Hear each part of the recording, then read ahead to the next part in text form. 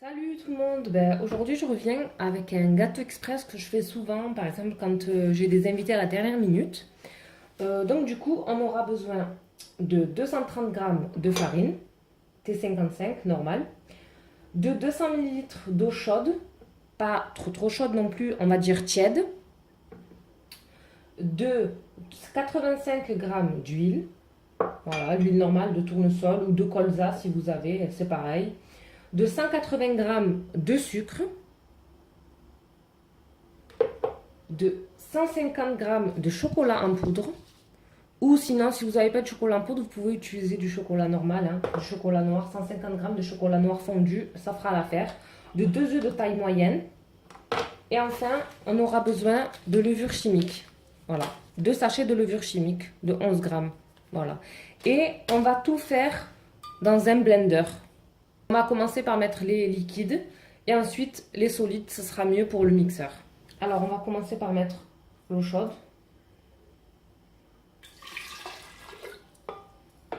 L'huile. Voilà, on verse bien l'huile. Les œufs.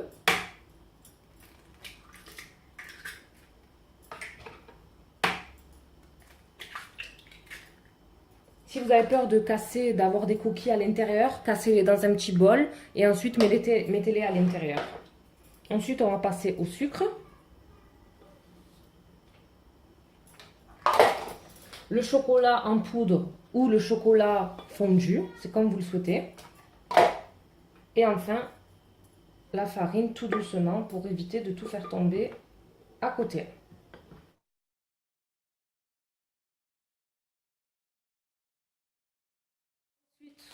On va intégrer la levure chimique.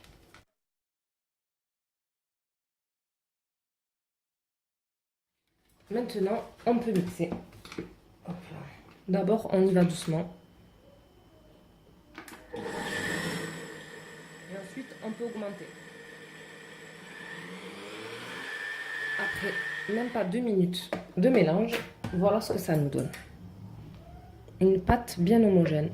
Alors pour le moule, moi j'utilise un moule à Kouglof qui fait 27 cm sur 7 cm de hauteur. Mais après vous pouvez très bien utiliser un moule comme ça en silicone. Celui-là il me semble qu'il fait 24 cm sur 5 cm. Voilà. Mais comme il va monter, je vous conseille de prendre plus quelque chose comme ça en fait.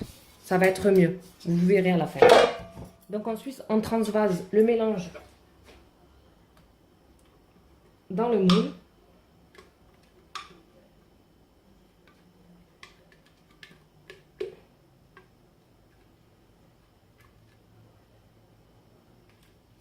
On racle bien le fond.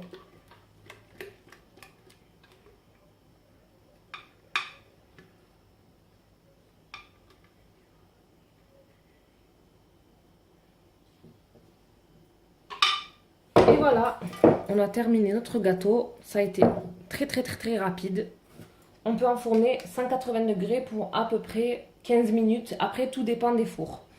Si vous avez un four à chaleur tournante, je pense que 180 degrés, 15 minutes, ça suffira largement. Si vous n'avez pas de chaleur tournante, voyez-vous, quand rentrez la pointe d'un couteau et si elle ressort plus mouillée, en fait sèche, c'est que c'est bon. On peut enlever le gâteau du four.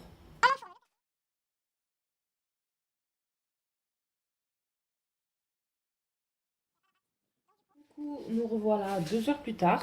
Donc voilà ce que donne le gâteau. Après 2 heures de refroidissement. Voilà.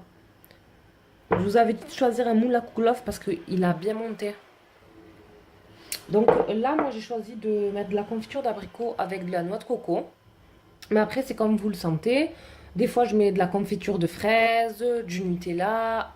Vous pouvez mettre des petites cacahuètes, des petites amandes effilées. C'est comme vous le sentez en fait, hein.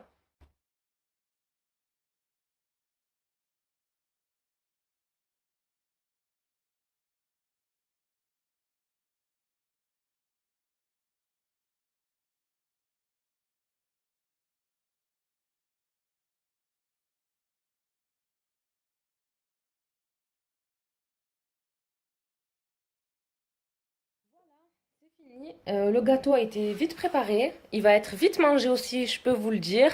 Et puis j'espère que ça vous aura plu. Si vous avez quelques questions que ce soit, n'hésitez pas à me les mettre en dessous de la vidéo. Et puis moi je vous dis à la prochaine. Bon appétit!